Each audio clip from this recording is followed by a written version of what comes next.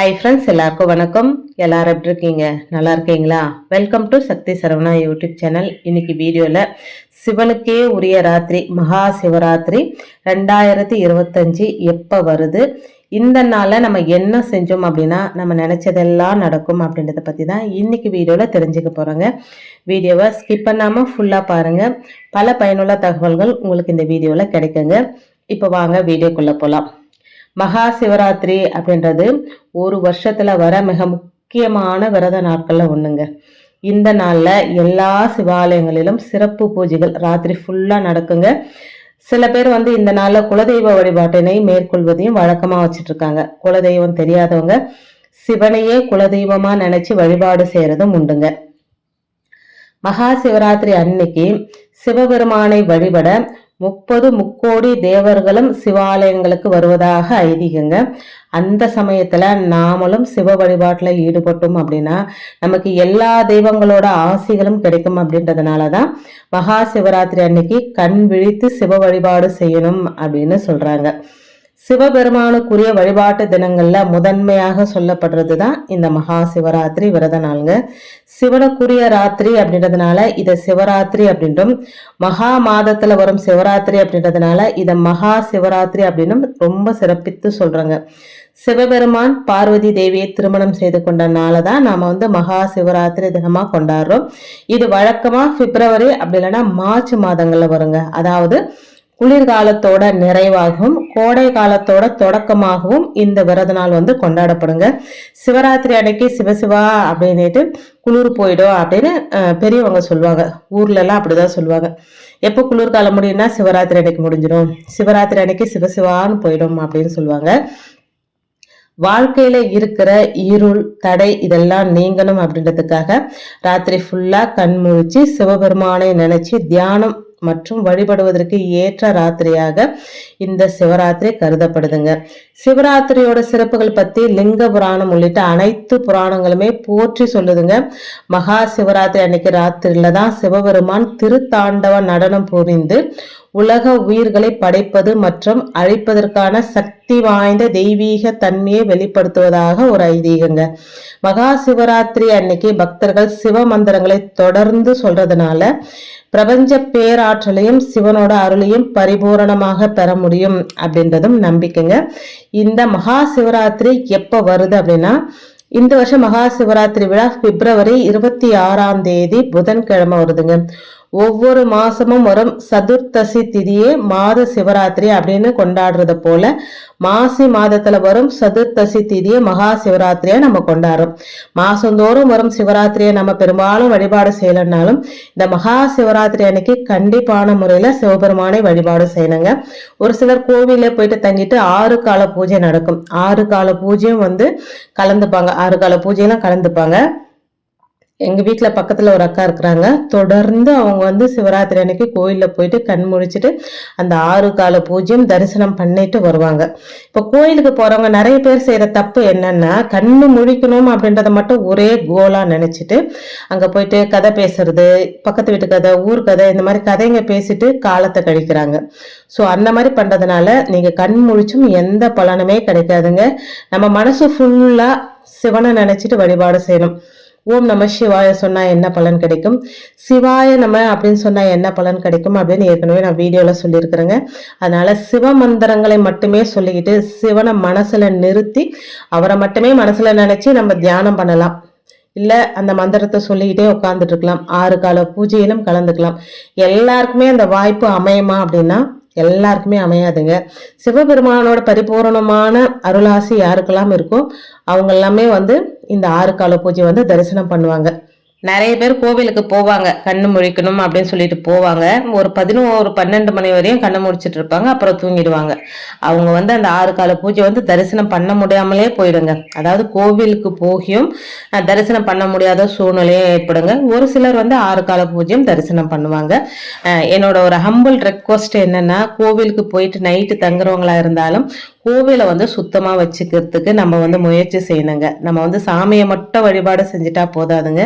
நம்ம வழிபடுற அந்த கோவிலையும் சுத்தமா வச்சுக்கணுங்க. அன்னைக்கு ஃபுல்லா அன்னதானம் வேற போடுவாங்களா, சாப்பிட்டுட்டு அங்கங்கேயே சாப்பிட்ட மிச்சத்தை போடுறது, அந்த தட்டை போடுறது, தண்ணி குடிச்சிட்டு அப்படியே போடுறது, ரொம்ப வந்து அலங்கோலமா இருக்குங்க. பார்க்கறதுக்கே நமக்கு சகிக்கவே சகிக்காது. அந்த மாதிரி தான் இருக்கும்.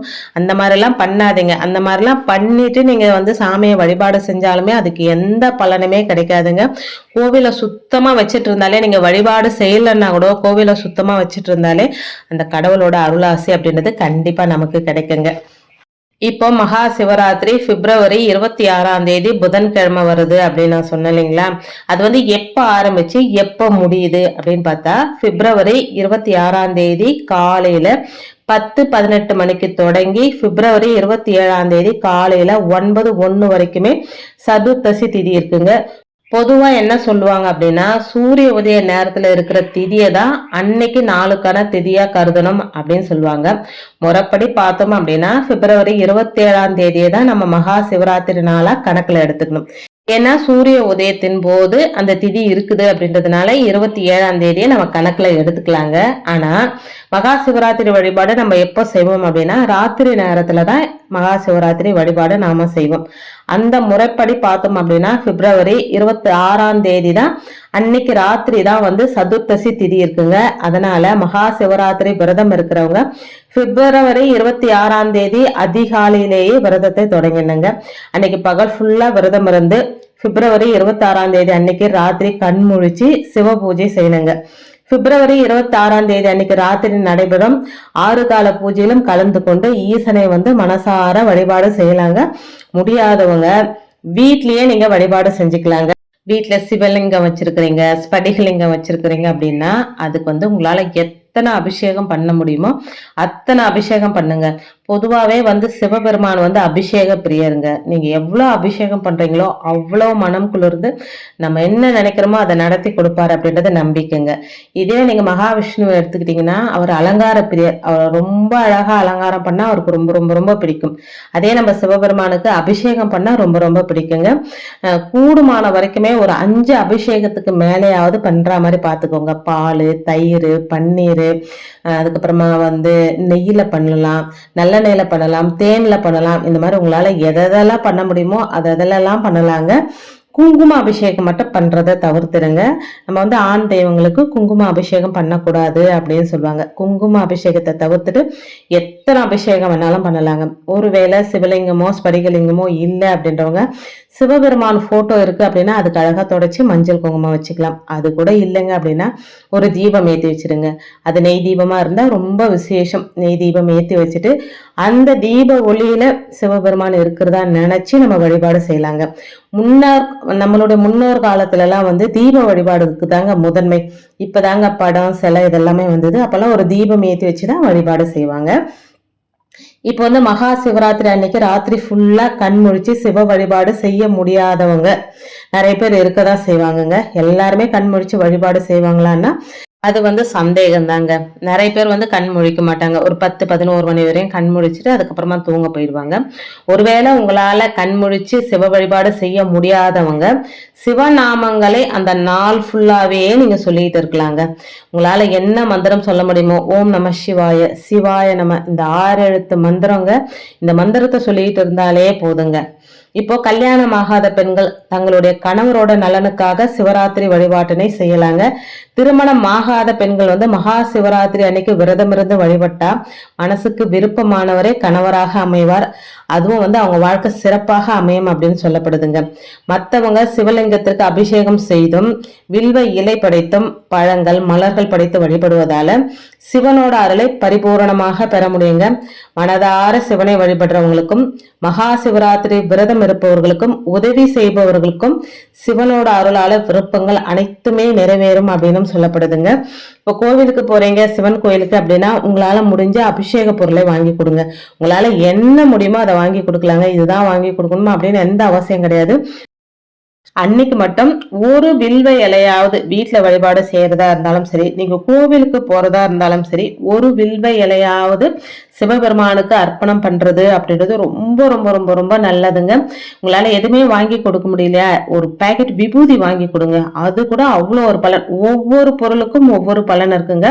உங்களுக்கு என்ன தேவை இருக்குதோ அந்த தேவைக்கு ஏற்ற மாதிரி கூட அபிஷேக பொருட்களை வாங்கி கொடுக்கலாம். வீட்டில் தீபம் ஏற்றும் போது வில்வ இலைகள் கிடைச்சா வில்வ இலைக்கு மேலே ஒரு தீபம் ஏற்றி சிவனை வழிபாடு செய்யுங்க. கண்டிப்பாக சிவனோட பரிபூர்ணமான ஆசீர்வாதம் உங்களுக்கு கிடைக்குங்க. இன்னைக்கு வீடியோவில் மகா சிவராத்திரி என்னைக்கு வருது, எப்படி வழிபட்டா என்னென்ன பலன்கள் நமக்கு கிடைக்குமா அப்படின்றத உங்களோட ஷேர் பண்ணிக்கிட்டதுல ரொம்ப சந்தோஷங்க. இந்த மகா சிவராத்திரி அன்னைக்கு சிவபெருமானை உள்ளன்போடு ரொம்பவும் எளிமையான முறையில் வழிபாடு செஞ்சாலே சிவபெருமானோட ஆசீர்வாதம் நமக்கு பரிபூரணமாக கிடைக்குங்க. வீடியோவில் நான் சொன்ன விஷயங்கள்லாம் உங்களுக்கு பிடிச்சிருந்தது அப்படின்னா ப்ளீஸ் சேனலுக்கு சப்ஸ்கிரைப் பண்ணி சப்போர்ட் பண்ணுங்கள். இந்த வீடியோ உங்கள் ஃப்ரெண்ட்ஸ் அண்ட் ஃபேமிலிக்கும் ஷேர் பண்ணி விடுங்க. அவங்களும் பலனடையிடும். இன்னொரு எளிமையான ஆன்மீக தகவலோடு உங்களை சந்திக்கிறேன். அது வரைக்கும் நன்றி, வணக்கமும். Take care and bye friends.